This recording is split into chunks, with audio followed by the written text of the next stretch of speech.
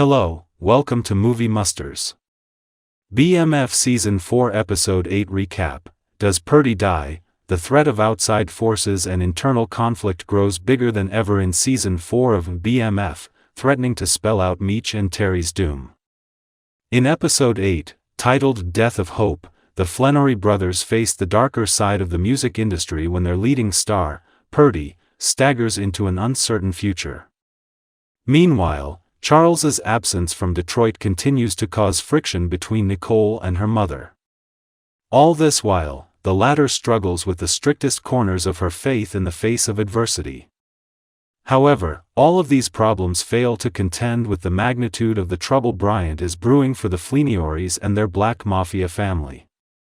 Consequently, while the threads of tension between the brothers grow tighter, so does the distance between them and their rival detective.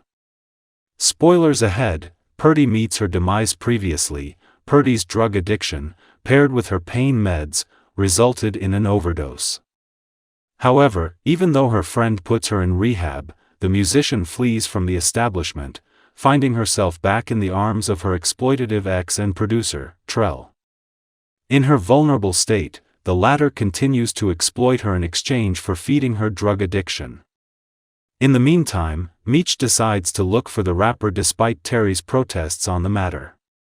The latter seems to believe that Stomping Records is already a sinking ship that should be abandoned before it takes BMF down with it. Nonetheless, his older brother refuses to back out of the promises he has made. Thus, he inevitably shows up at Trell's place to save Pertie from his clutches. When Meech comes to her rescue, Pertie realizes that she has people who care for her and would help her out of a bad spot. This gives her the courage to leave her abuser and fight against the grasp her addiction has on her. Once back at the Stomping Records studio, she collaborates with Charles to create new music. Yet, the path above her remains ripe with difficulties. During a radio interview, Trell forces the musician to come out with the truth about her addiction, which throws her for a loop. Even so, she puts her best foot forward and tries to celebrate the re-release party being thrown in her honor for her promising career. However, things swiftly go wrong when an anonymous admirer sends her a box with a cocaine-filled trinket. Thus, Pertie relapses into her addiction. In a matter of minutes, she has an attack during mic check and passes out in the middle of the stage. Even though one of the other performers tries to perform CPR on her, it proves to be in vain. Later, she's taken to the hospital, where the Flannerys and her friends receive the tragic news of her passing. Simultaneously, we catch a glimpse of Trell, who rejoices at the news of Pertie's death. Yet, something about his demeanor heavily implies the producer may have had something to do with the drug delivered to the rapper. This also raises the question of whether or not Trell tampered with the cocaine to directly ensure his ex falls to her death. Lucille has to fight for her place in the parish. Charles' foray into his son's music venture leaves Lucille and Nicole alone together in Detroit. Naturally, the mother-daughter relationship becomes more strained under these circumstances. Particularly, the envelope of cash Terry gifted Nicole on her baby shower proves to be a major point of contention. Although Lucille denies it, it's evident that the mother has stolen the gift from under her daughter's nose. Even so, when confronted with the issue, she continues to forsake any blame and instead picks a fight with the teenager. In the same breath, she also continues to spend the stolen money on groceries and other necessities, making her indiscretion obvious. However, it's not just her household where this lapse in judgment proves to be a problem. In this moment of weakness, Lucille also ends up treating herself to a few luxuries, including a nice dress or two. Inevitably, the churchgoers notice this change of pace for their pastor.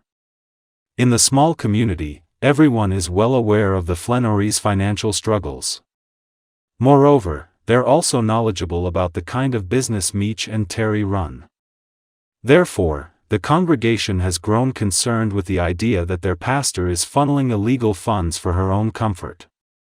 Consequently, the board loses its faith in Lucille, letting her know that her future remains precarious. Bryant heads raids at BMF stash houses while the BMF's operations continue to give unsatisfying results. Bryant manages to find much success. Thanks to his previous bust, he's able to get the locations for numerous stash houses operated by Meech and his gang. As such, a few strategic moves allow the detective to run raids that promise to bring great devastation to the Flannery brothers' empire. In preparation for this, Bryant makes it a point to confront Meech and Terry while they're mourning Pertie in the hospital, happy to take up any opportunity to boast. However, even he knows the stash houses won't be enough to bring Meech or Terry down personally. For the same reason, Bryant comes up with another plan. He uses his reluctant informant Kid as a mole, arming him with a wire, to catch Meech in a confession. Nonetheless, despite the detective's threats, the Kid ends up turning tail at the last second. This catches the attention of B. Mickey, who is still seeking out his own brand of revenge against Meech. Therefore, he covertly takes the guy away from the party and ends up shooting him on the side of the road. It's unclear exactly what drives his motivation at this point. After all, if he wants to see BMF unravel, the informant could have been an easy way to do so. Nonetheless, whatever his motive may be, its simultaneous climb alongside Bryant's plan will surely lead to more trouble,